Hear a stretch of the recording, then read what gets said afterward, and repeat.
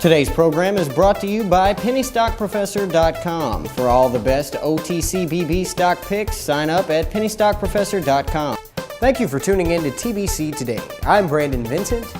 And I'm Angelina Soriano. In international news, Imperial Tobacco, the UK's leading cigarette manufacturer, said today that it was seeking a judicial review of the government's plan to ban cigarette vending machines starting next year. MPs in the Lords recently voted in favor of a backbench amendment to outlaw cigarette vending machines in England, Wales, and Northern Ireland as part of the government's health bill, which has now become law. It means that from October 2011, cigarette vending machines, which account for about 1% of all UK sales, will be outlawed. Similar measures have also been supported by the Scottish Parliament. The vending machine ban was proposed by Ian McCartney, a former Labour minister, who claims that the machines give young children access to cigarettes.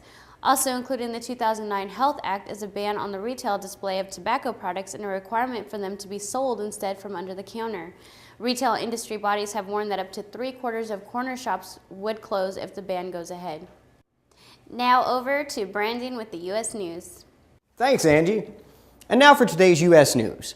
Over the next 6 months, the federal government plans to wind down many of its emergency programs for housing. Then it will become clear if the market can function on its own. There has been all kinds of help for housing. I'm not unappreciative, said Barb Swartley, president of the Elkhart County Board of Realtors. But you can't turn real estate into a government-sponsored operation forever. Many in Washington agree. With worries about deficit intensifying, the government is eager to start withdrawing some of its support for its programs. The programs favor first-time buyers who have the fewest resources to bring to the deal. Heather Stevens, a 23-year-old nurse here, is closing on a 3-bedroom house this week. It was a breeze to get approved, she said. Buying houses with no money down was a feature of the later stages of the housing bubble. It gave prices a final push into the stratosphere. But buyers with no equity were the first to abandon their properties and the market turned south.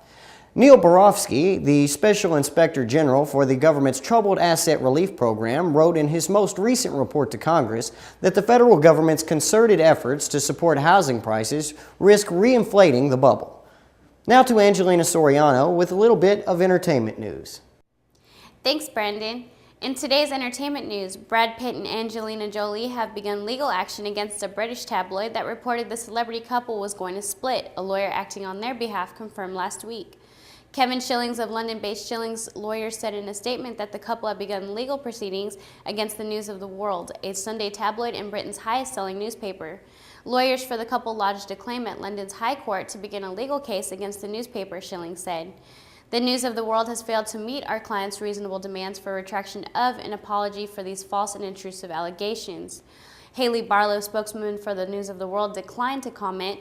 Pitt and Jolie have been partners since they began a relationship while working on the 2005 movie Mr. and Mrs. Smith.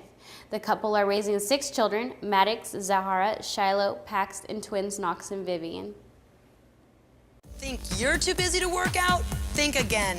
Now there's the Ab Circle Pro, the fastest, easiest way to lose those love handles and get the sexy sculpted body you've always wanted. The secret is the Ab Circle Pro combines cardio and abs to burn fat, while its unique friction-free track uses the momentum of gravity to target your entire midsection in a full circular motion, firing your core like no other machine has ever done. Best of all, it's fun and easy and takes just 3 minutes a day.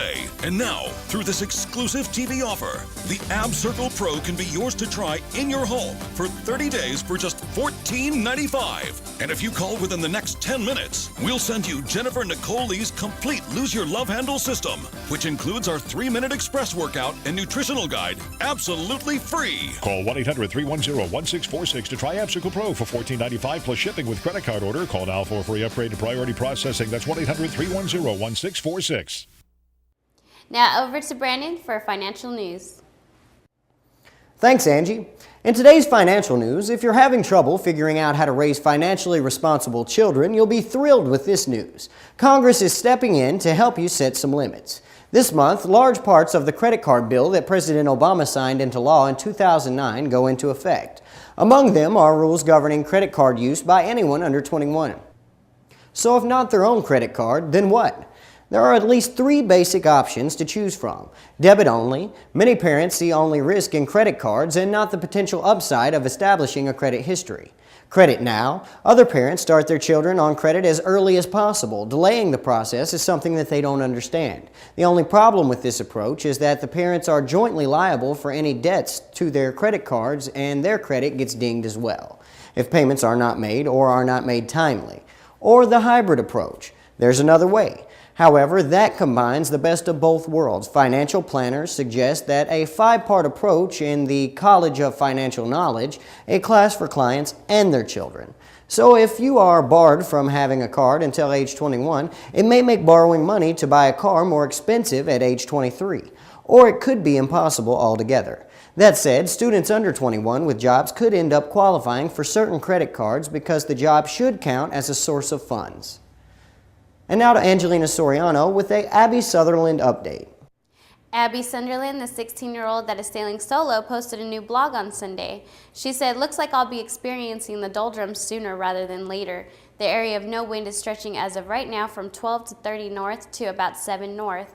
Once I get south of 7 north, I should be able to pick up the southeast trade winds and sail pretty nicely from there.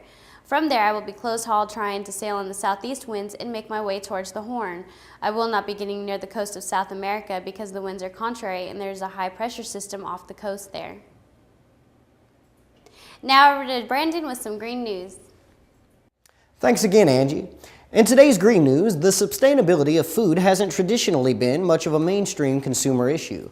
Whatever concerns consumers had about the environmental impacts of bringing food to the table were eaten up by concerns over taste, price, and nutrition, with some interest in pesticide residues and other safety-related matters. Overall, there hasn't been much of an appetite for mainstream consumers about food companies' sustainability practices. But the agricultural and sourcing practices of big food have come under attack by activists. Moreover, some companies have seen that the supplies of raw materials like fish and seafood are dwindling to the point that it is threatening the financial sustainability of their operations. And like all industries, food processors have been under pressure to eliminate waste and inefficiency and to reduce their greenhouse gas emissions. The result of activist pressures and sourcing constraints are driving food companies to make dramatic shifts in how they operate and what they produce. That's leading them to push their suppliers, often the complex web growers, producers, wholesalers, processors, and marketers, to bring better environmental performance to the table. One emerging trend is the relocalization of agriculture, in which supermarkets, restaurants, and food service companies are catering to citizen interest in supporting local agriculture and the food production. The whole food chain began a local producer loan program in 2006, which ramped up in 2009. Safeway launched a campaign to highlight the amount of locally grown food it stocks in its production departments. Its locally grown campaign aims to promote the company's partnerships with regional farmers. The Buy Local trend was ordered up by foodies inside San Francisco City Hall, which adopted what may be the country's first food policy that aims to improve access to healthy food while supporting local agriculture and reducing shipping-related greenhouse gas emissions. Talk about local, cities are beginning to view opportunities to foster urban agriculture, turning empty lots and underutilized land into vegetable, herb, flower, and many other gardens. And on rooftops, the notions of high-rise urban farms is being envisioned and served up by budding entrepreneurs who view opportunities to supply restaurants, farmers markets, and other venues who locally source produce. I'd like to thank you for tuning in to another TBC Daily News Update. I'm Brandon Vincent. And I'm Angelina Soriano.